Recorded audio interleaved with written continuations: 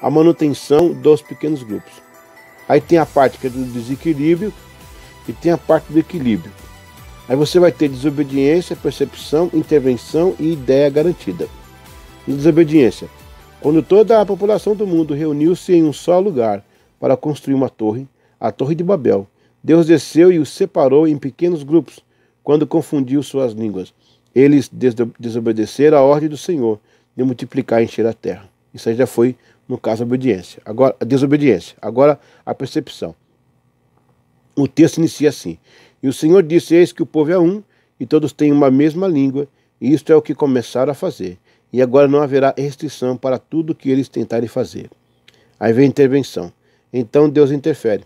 Eia, desçamos e confundamos ali sua língua, para que não entendam uma a língua do outro. Assim o Senhor os espalhou dali sobre a face de toda a terra, e cessaram de edificar a cidade. Gênesis 11, 6 a 8. Aí vem agora a ideia garantida. Com essa medida, Deus os separou em pequenos grupos, nivelados pela língua, e assim cada grupo se apartou para povoar a terra. Você entendeu no processo de Babel o que aconteceu? Eles queriam ficar juntos. E o Senhor falou assim: não, a minha ideia é pequenos grupos. Eu já era pequenos grupos lá na eternidade. Eu queria um casal, pequenos grupos. Eu queria agora que vocês ficassem em pequenos grupos para povoar a terra. Não, Deus confundiu as línguas, eles se separaram em pequenos grupos. Você já pensou nisso aí, não? Olha, eu estou trabalhando ainda o Velho Testamento. Eu dei uma sinopse aí no começo, de uma forma geral, mas agora estou trabalhando efetivamente o Velho Testamento. O próximo quadro diz o seguinte: Sodoma e Gomorra. Pelo menos 2 pequenos grupos estão envolvidos no episódio. Os grupos envolvidos.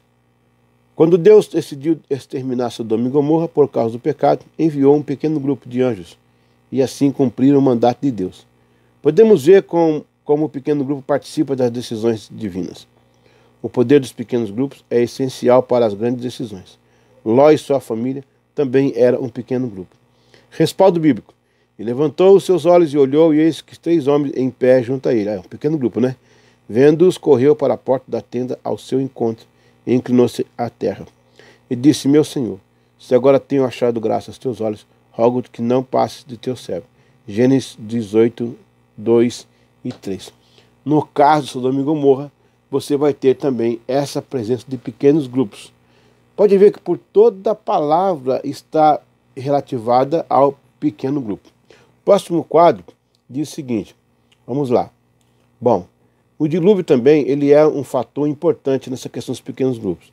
Deus inicia, ou melhor, Deus reinicia a raça humana com um pequeno grupo, a família de Noé. A ideia vem sendo mantida em todas as fases históricas da Bíblia.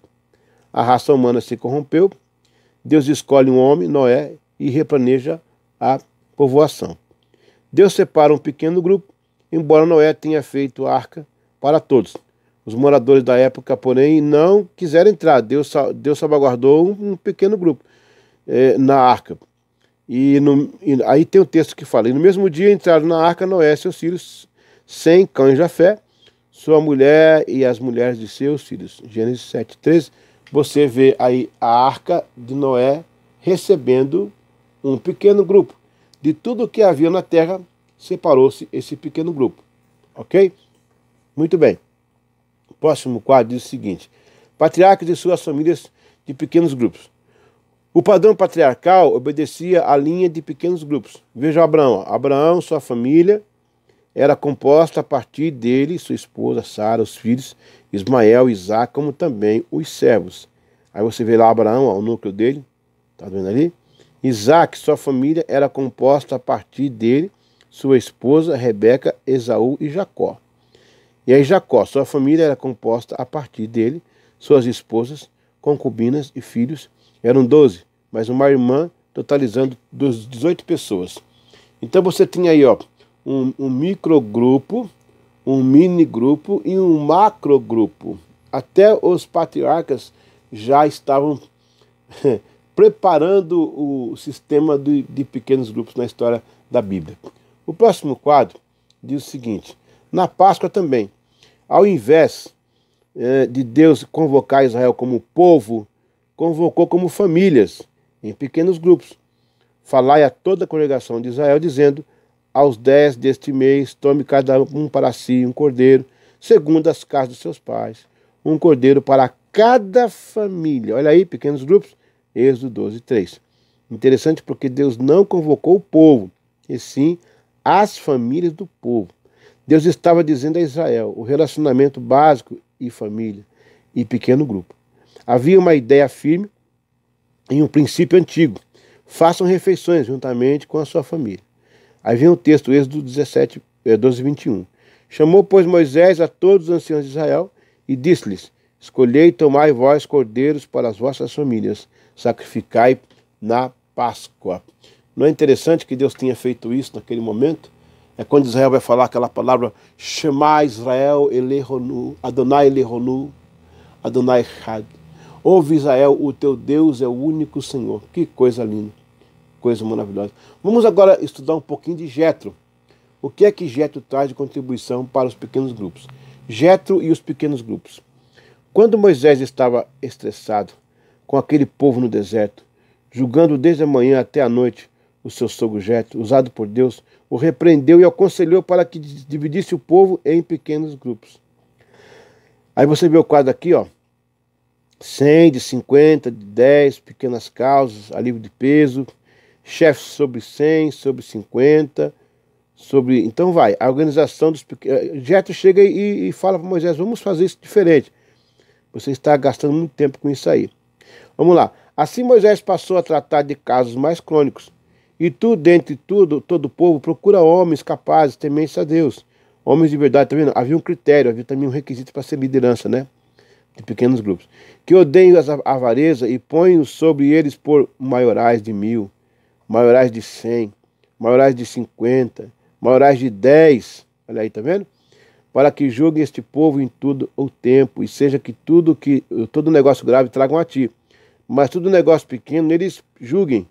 Assim, e a ti mesmo te aliviarás da carga, e eles a levarão contigo. Êxodo 18, 21 a 22. Gente, eu estou falando aí de um tempo bem antes de Cristo. Meu Deus, isso aqui é uma coisa tão antiga, e eles já faziam naquela época. Jetro teve essa ideia maravilhosa, que era o sogro de Moisés.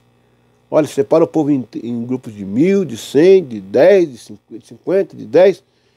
e coloca alguns líderes sobre eles. Deu alguns quesitos para a liderança, alguns quesitos, né, para exercer liderança, e eles fizeram isso.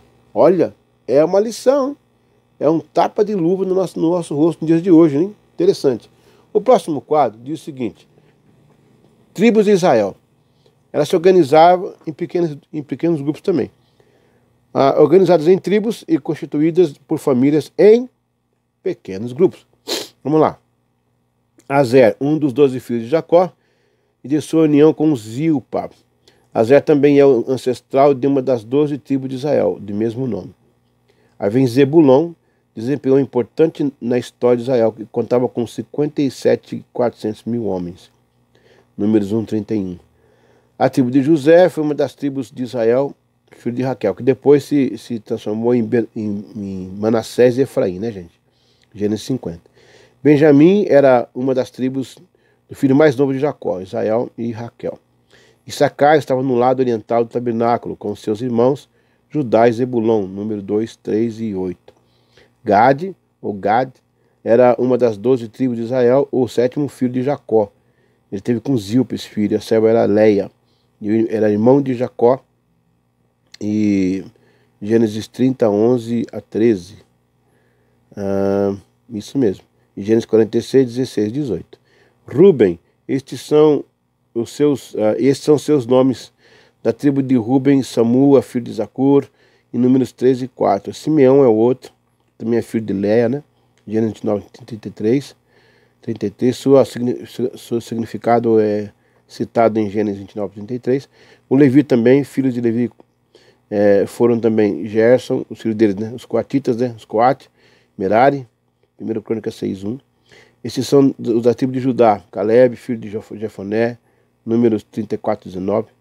Dan é uma das tribos de Israel que foi fundada por Dan, filho de Jacó, e de Bila, sua concubina, Gênesis 34. Depois a tribo de Naphtali, Iaira, filho de Enã, será príncipe dos filhos de Naftali. Números 2, 29. Então você vê aí também que as 12 tribos eram organizadas em pequenos grupos. Eu sei que é muita informação, mas nós nem começamos ainda, tem muito chão pela frente. Você está aqui para estudar. E nós vamos aprofundar nesse assunto, porque tem muita coisa para aprender. O tabernáculo também era rodeado de pequenos grupos. Por todas as partes você via Deus trabalhando a ideia dos pequenos grupos. O tabernáculo e os pequenos grupos. Um pequeno grupo de sacerdotes trabalhava durante os serviços. Um pequeno grupo de levitas carregava a arca do concerto. Na disposição de tribos em famílias como pequenos grupos, ao redor do tabernáculo lembrava a dinâmica dos pequenos grupos da mesma forma. É uma visão que Deus tinha lá de cima, né? Aser, Dan, Naftali, Isacar, Judá, Zebulon, Simeão, Ruben, Gade, Benjamim, Efraim, Manassés. O grupo de sacerdotes era pequeno, aliás, o tabernáculo não dispunha de tanto espaço. O povo, a multidão, ficava de fora. Para carregar a arca da aliança, era necessário 4 sacerdotes, um pequeno grupo, e pôs varais pelas argolas dos lados da arca para se levar a arca. Êxodo 37, 5. O tabernáculo era cercado de 3 tribos de cada lado. A visão aérea de Deus era na proporção de pequenos grupos, agregados e rodeando o tabernáculo. Interessante isso. É interessante como você pode perceber pelo gráfico a disposição que havia ali e como Deus via de cima, né, o tabernáculo. Um monte de pequenos grupos ali em volta do tabernáculo, coisa linda, é a visão de Deus mesmo, né? Não adianta. É interessante isso aí. Agora, vamos entender a passagem do Rio Jordão. Também os pequenos grupos estão de alguma forma lá envolvidos. Você vai ver lá agora, na passagem, como está o envolvimento dos pequenos grupos. Passagem do Jordão. Depois que passaram o Jordão, Deus solicitou um pequeno grupo para passar o Jordão. A ordem de Deus está ali, Sucedeu que, acabando todo o povo de passar o Jordão, falou o Senhor a Josué, dizendo: tomai do povo 12 homens, de cada tribo um homem. Até sobre as pedras havia tipologia. Tirai do meio do Jordão, do lugar onde estavam firmes os pés dos sacerdotes, 12 pedras, e levai-as convosco à outra margem, e depositai no alojamento em que haveis de passar esta noite. Josué, capítulo 4, do 1 ao 3. A questão não é o número 12, não se trata de numerologia, e sim de representatividade de um pequeno grupo em relação, então, às tribos de Israel.